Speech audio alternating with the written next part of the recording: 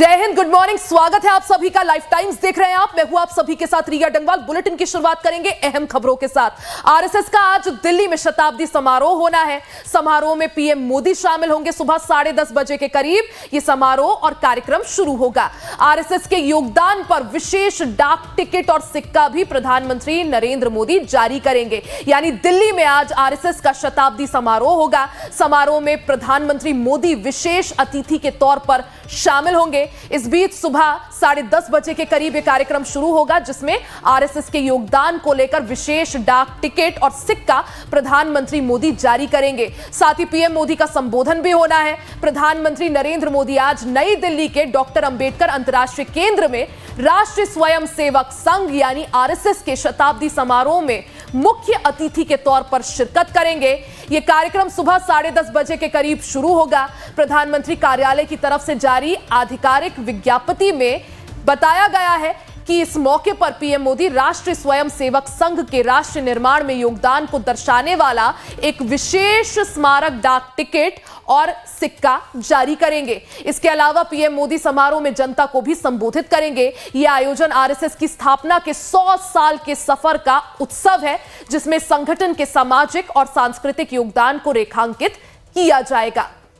यानी आरएसएस के 100 साल पूरे हो गए हैं और इस मौके पर आज ये बड़ा कार्यक्रम आरएसएस का शताब्दी समारोह, पीएम मोदी इसमें शिरकत करेंगे, विशेष डाक टिकट और सिक्का जारी करेंगे। आरएसएस के 100 सालों के योगदान पर यह कार्यक्रम आधारित है।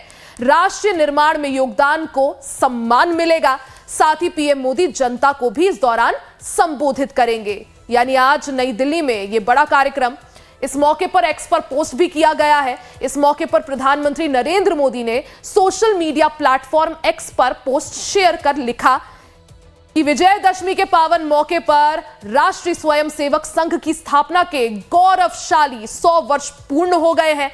देश भर में इसके लाखों स्वयंसेवक पिछली एक सदी से राष्ट्रीय प्रथम की भावना के साथ मां भारती की सेवा में समर्पित रहे हैं। 1 अक्टूबर को सुबह करीब 10:30 बजे नई दिल्ली में आरएसएस शताब्दी समारोह में शामिल होने का सौभाग्य मिलेगा। यहां एक विशेष डाक टिकट और स्मृति सिक्का भी जारी किया जाएगा। यानी आज के कार्यक्रम में शामिल होने के संबंध में प्रधानमंत्री नरेंद्र मोदी ने एक्स पर पोस्ट भी किया और जानकारी शेयर की। अब आपको यह भी समझाते हैं कि क्या है आरएसएस, आखिर क्या है राष्ट्रीय स्वयंसेवक संघ। साल की सेवा और संस्कार यानी 100 साल की किस तरह से सेवा और संस्कार।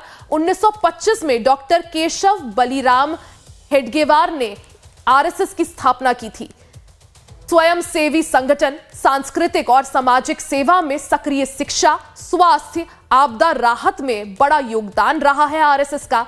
बाढ़, भूकंप और चक्रवात जैसी प्राकृतिक आपदाओं में विशेष भूमिका निभाई गई है। आरएसएस के स्वयंसेवकों ने राहत और पुनर्वास कार्यों में सक्रिय भूमिका निभाई। यानी जब भी कोई संकट आया, आरएसएस के स्वयंसेवक सबसे आगे मदद करने को आए।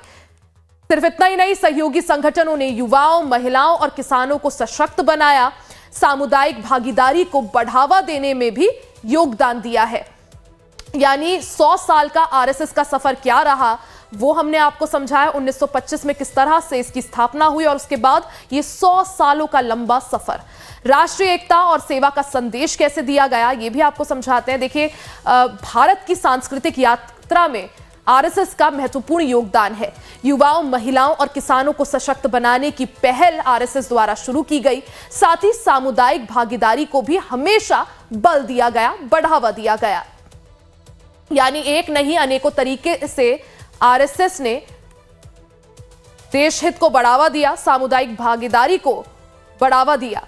100 साल की संघ यात्रा की अगर बात करें तो देखिए, 1925 में नागपुर से संघ की शुरुआत हुई, नागपुर में संघ की स्थापना हुई। 1926 में राष्ट्रीय स्वयंसेवक संघ इसका नाम तय हुआ।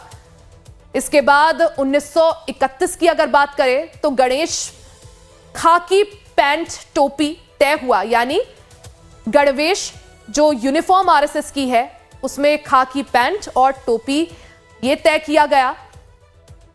1939 में माधवराव गोलवालकर सर संघचालक बने।